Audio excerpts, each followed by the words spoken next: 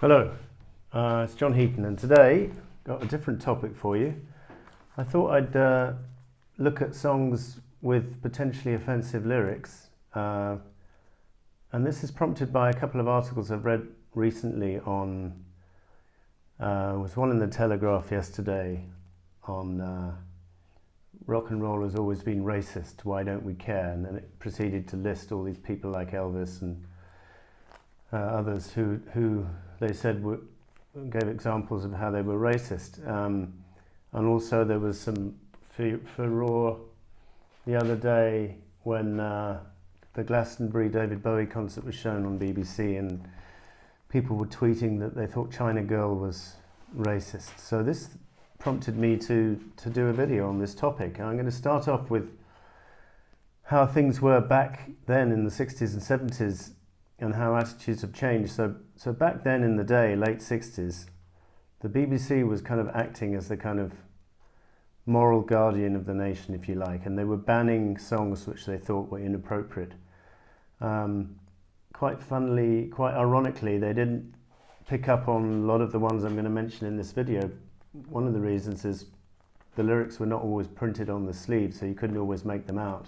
So unless it was very obvious, a lot of artists got away with stuff. But a lot of the reasons for a lot of the songs banned by the BBC at the time, late 60s, early 70s, were for referring to drugs, which nowadays doesn't seem to get looked at half as much as if something is sexist or allegedly racist or stuff like that. So you had tracks like A Day in the Life from Pepper, which was not played on the radio. It wasn't a single, but it wasn't played on the radio, just because it had the line, "I'd love to turn you on," which the BBC bosses concluded was a reference to drugs. I mean, it probably was, but it stands alone as a song without being anything at all to do with drugs. Cold Turkey from Lennon in '69, yeah, it referred to drugs and it was banned as a result on the radio, but it was a real life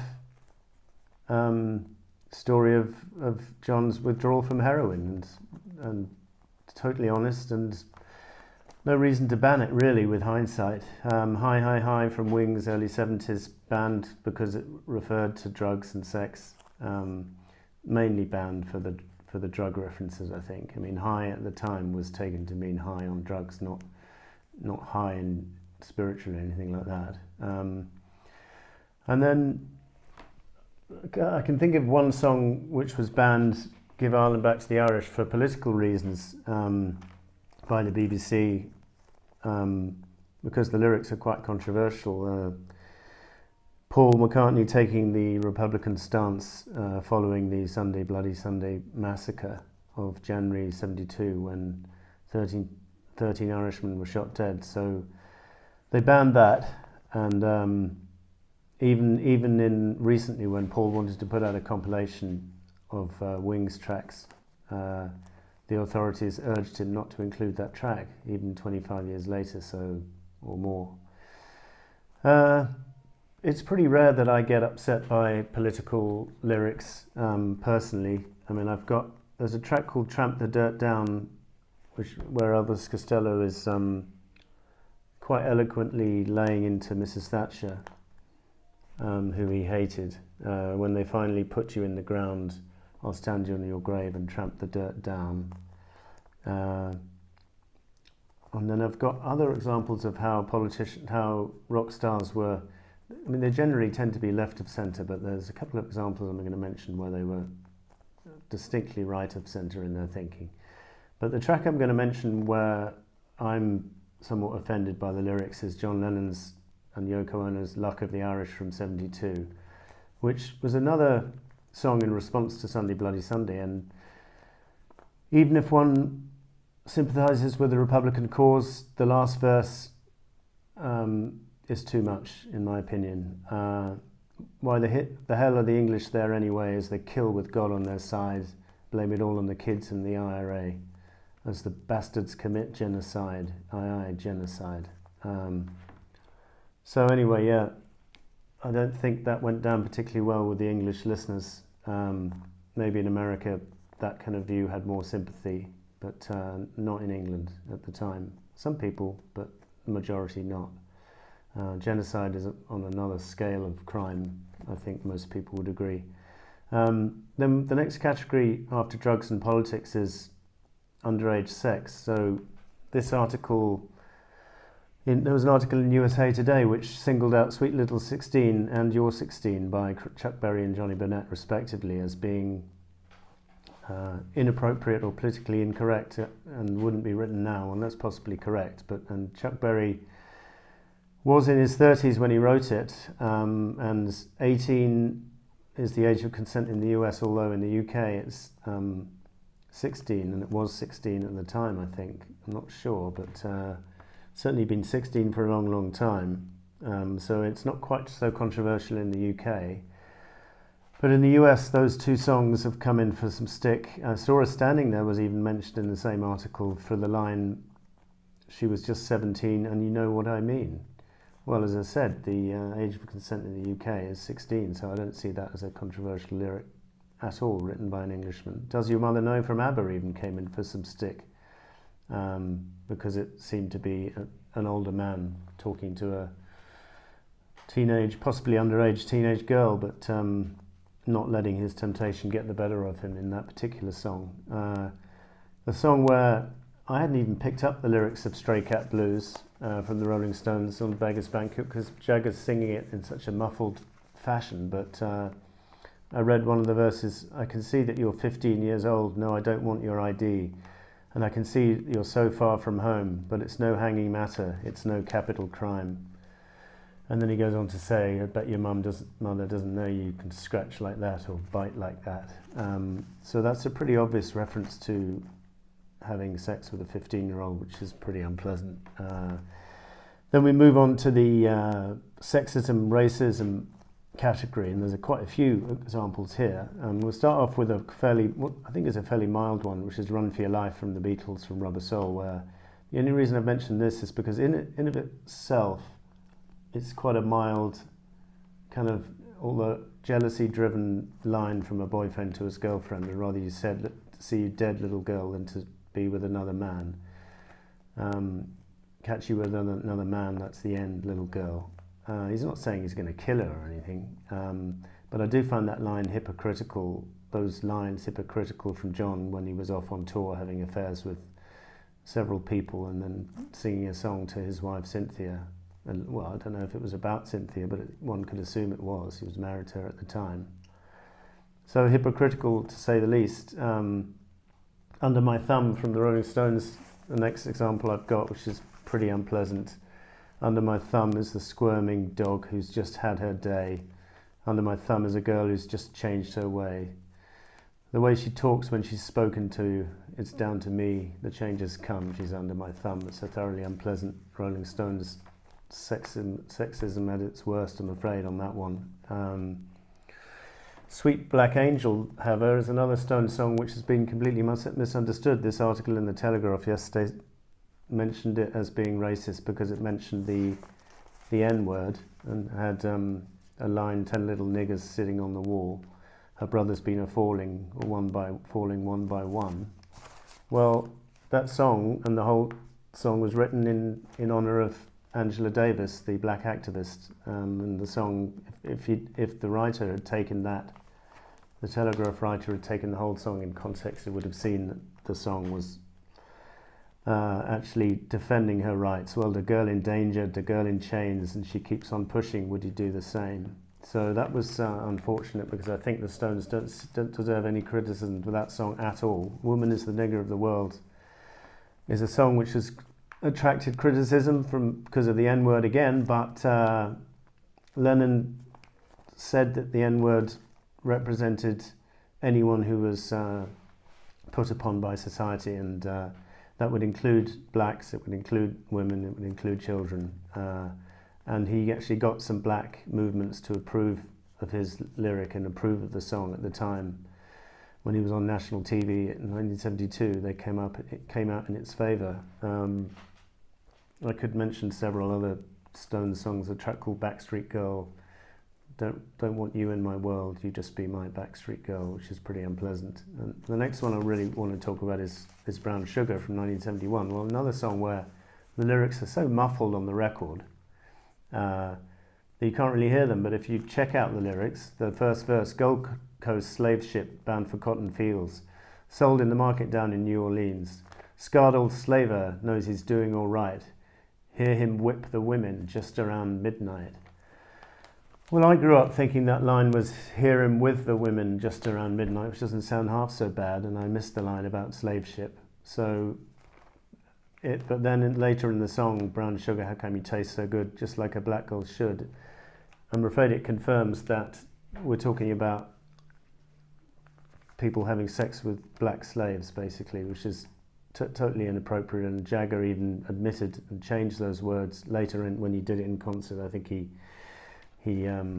tried not to refer to things so explicitly, and in a few other songs he's done the same, but it remains on the Sticky Fingers album if you go listen to it, although the lyrics were not printed on that album. The Stones song from '78, Some Girls, to be fair, it has a comment about every nationality of girl, but unfortunately when it comes to black girls, the line goes, white girls, they're pretty funny, sometimes they drive me mad. Black girls just want to get hooked all night. I just don't have that much jam. And understandably, the black movement was pretty upset by this, and Jagger recently in concert has been known to either delete that verse or change it round. So, black girls, you're pretty funny. Sometimes you drive me mad. Some of you white girls want to get hooked all night, to make it less offensive. So that was an unfortunate one. We got a song from Neil Young called Stupid Girl, which I think is perfectly okay. Just because he's referring to a girl doesn't make it sexist if he calls her stupid. You're such a beautiful fish flopping on the summer sand, looking for the wave you missed when another one is close at hand. So I think that passes the test for me anyway. Whole Lot of Rosie from AC/DC. So this is an interesting one because I guess some people would say, well, Whole Lot of Rosie is making fun of overweight people, but he's doing it in an affectionate way, and maybe he's got a thing, maybe Bon Scott or Angus Young had a thing for large women, I don't know, but I want to tell you a story about a woman I know. When it comes to loving, she steals the show. She ain't exactly pretty, she ain't exactly small, 42, 39, 56. You could say she got it all. So I didn't see the harm in that one. And then you got the opposite at Boney Maroney, Larry Williams' song, where he's talking about a very skinny woman. And again, that could be construed as making fun of skinny women. I got a girl named Boney Maroney. She's as skinny as a stick of macaroni. Or to see her rock and roll with her blue jeans on. She's not very fat, just skin and bone. But he's very complimentary towards her in the song. And again, I think, no accounting for taste. Some people like skinny women. Some people like large women, and the same with men probably. So what else have we got? China Girl, that was the song from David Bowie which came in for some stick on the internet, which I think is perfectly innocent. And David Bowie used to play with black musicians, got married to a black lady. Indian Girl from the Rolling Stones, similarly. I mean, I guess some people think that that's racist. I think it's a little bit ridiculous to call those kind of songs racist. You got Star Star. Is that a sexist song? Well, the lyrics are very racy and raunchy, but I think the song is about a prostitute or a groupie, should we say, probably based on a true story. So I don't think it's particularly derogatory to all women. It's just talking about a particular type of woman who used to hang around bands like the Stones in the early 70s. Fair comment. Island Girl, kind of borderline from Elton John. I think it's, for the most part, quite playful. And you've got to take it in context, 1975, when some of the West Indians were just arriving in the UK, and it was a time to acclimatise, and they were seen as someone from a different culture, and it took a bit of time to mix in with the British society. But unfortunate lines like black as coal, but she burns like fire, and Island Girl, what you're doing in the white man's world, and the black boy wants you back in his island world. It's a little bit unfortunate lyrics, insensitive, but as I say, for the most part quite harmless really, and great track. Just Like a Woman from Bob Dylan, as some people have said, is sexist. Don't really see that myself. He's quite complimentary towards her in many ways. You know, she aches just like a woman. She makes love just like a woman. It's just at the end where she breaks just like a little girl. I don't think that's sexist particularly. Now we move on to the violence category, and here we've got a couple of stinkers here. Midnight Rambler from the Stones. Never gets talked about as a controversial song for some reason. This came out in December, early December '69. I'm called the hit and run raper in anger, or just a knife sharpened tippy toe, or just a shoot 'em dead brain ball jongler. Everybody got to go. And you ever catch the midnight rambler, stealing mistress from under your nose? Go easy with your cold fanged anger. I'll stick my knife right down your throat, baby, and it hurts. Unbelievable. They played that at Altamont just minutes after that person died in the concert. I'm not saying it was but they noticed that the person died. They probably didn't, but this kind of song is not going to encourage good behaviour in any crowd, I don't think. And some of their other songs as well, I could have mentioned Sympathy for the Devil, but maybe he gets away with that. Steven Pinker has said that this song, Midnight Rambler, acted out a rape murder by the Boston Strangler, and he sees this as an example of how in the 60s county culture, the control of women's sexuality was seen as a prerequisite for men. I think that's well said. And I think it's a pretty disgusting song. I've never liked it, musically or lyrically. And then we've got a song by The Doors, and I know a couple of you are fans of The Doors out there, and I do think they did some good stuff, but I never really warmed to Morrison. I've always found him a bit crazy and a bit depressing, and some of his music the same. And the song The End I'm going to talk about contained, I know it's supposed to be Greek theatre in inverted commas because it refers to the Oedipus complex, but to put a line in a song, Father, yes, son, I want to kill you. Mother, I want to, and then you can't tell what he's saying, but then in later versions it's pretty obvious it's the F word. So, and then apparently the night he recorded that, he ended up throwing a TV through the control room window, storming out, and then coming back in the middle of the night and taking off his clothes and spraying fire extinguisher all over the place. So I think he must have been under the influence of something when he recorded this. And it gets hailed as one of the greatest tracks of all time, Rolling Stone and people. I just think it's a pretty upsetting lyric, and I don't like it. Werewolves of London contains some quite violent imagery. Little old lady got mutilated late last night, but the song is playful. It's obviously a fictional song about a werewolf, so he gets away with it. Excitable Boy has some pretty troubling lyrics. I raped her and I killed her and I took her home.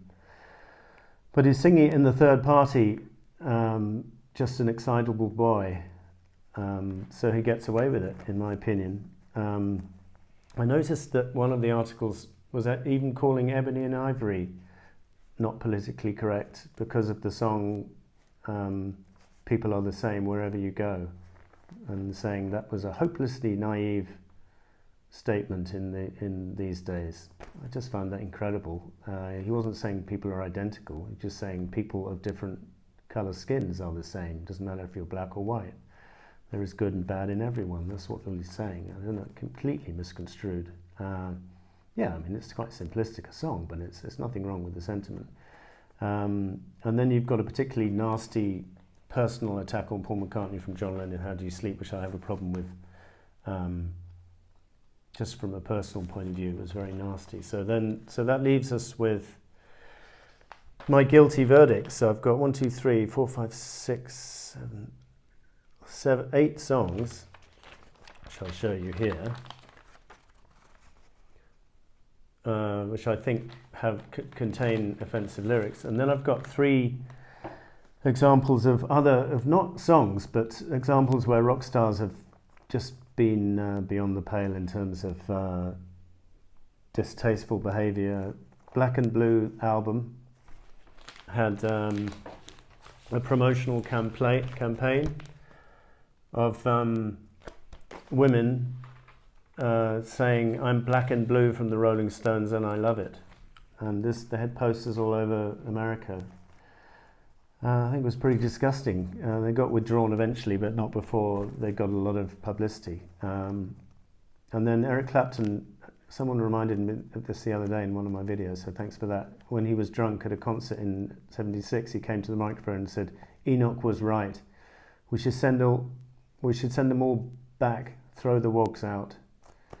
Again, people don't talk about Eric Clapton's darker side these days, do they? And the third one is from David Bowie. Well, again, people are too busy eulogizing him to notice he went through a bit of a fascist period in the mid-70s, maybe cocaine-fueled.